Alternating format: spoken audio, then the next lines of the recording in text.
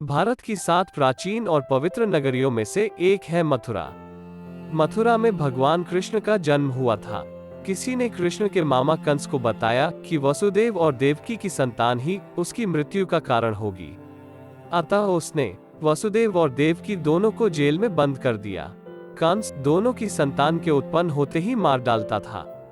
भविष्यवाणी के अनुसार विष्णु को देवकी के गर्भ से कृष्ण के रूप में जन्म लेना था, तो उन्होंने अपने 8वें अवतार के रूप में 8वें मनु वैवस्वत के मनवंतर के 28वें द्वापर में भाद्रपद के कृष्ण पक्ष की रात्रि के 7 मुहूर्त निकल गए और 8वां उपस्थित हुआ। तभी आधी रात के समय सबसे शुभ लग्न उपस्थित हुआ। उस लग्न पर केवल शुभ ग्रहों की दृष्टि थी। रोहिणी नक्षत्र तथा अष्टमी तिथि के संयोग से जयंती नामक योग में लगभग 3112 ईसा पूर्व अर्थात आज से 5126 वर्ष पूर्व को हुआ। ज्योतिषियों के अनुसार रात 12 बजे उस वक्त शून्य काल था। जब कृष्ण का जन्म हुआ तो जेल के सभी संतरी माया द्वारा गहरी नींद में सो गए। जेल के दरवाजे स्वतः ही खुल गए। उस वक्त भारी बारिश हो रही थी। यमुना में उफान था। उस बारिश में ही वसुदेव ने नन्हे कृष्ण को एक टोकरी में रखा और उस टोकरी को लेकर वे जेल से बाहर निकल आए। कुछ दूरी पर ही यमुना नदी थी।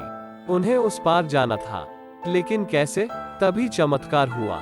यमुना के जल ने भगवान के चरण छुए और फिर उसका जल 2 हिस्सों में बंट गया और इस पार से उस पार रास्ता बन गया। कहते हैं कि वसुदेव कृष्ण को यमुना के उस पार गोकुल में अपने मित्र नंदगोप के यहाँ ले गए। वहां पर नंद की पत्नी यशोदा को भी एक कन्या उत्पन्न हुई थी। वसुदेव श्री कृष्ण को यशोदा के पास सुलाकर उस कन्या को ले गए। गोकुल माँ यशोदा का मायका था और नंदगांव में उनका ससुराल। श्री कृष्ण का लालन पालन यशोदा व नंद ने किया। गोकुल यमुना के तट पर बसा एक गांव है जहां सभी नंदों की गायों का निवास स्थान था। नंद मथुरा के आसपास गोकुल और नंदगांव में रहने वाले आभीर गोपों के मुखिया थे। यहीं पर वसुदेव की दूसरी पत्नी रोहिणी ने बलराम को जन्म दिया था। बलराम देवकी के 7वें गर्भ में थे, जिन्हें योगमाया ने आकर्षित करके रोहिणी के गर्भ में डाल दिया था। यह स्थान गोप लोगों का था। मथुरा से गोकुल की दूरी महज 12 किलोमीटर है।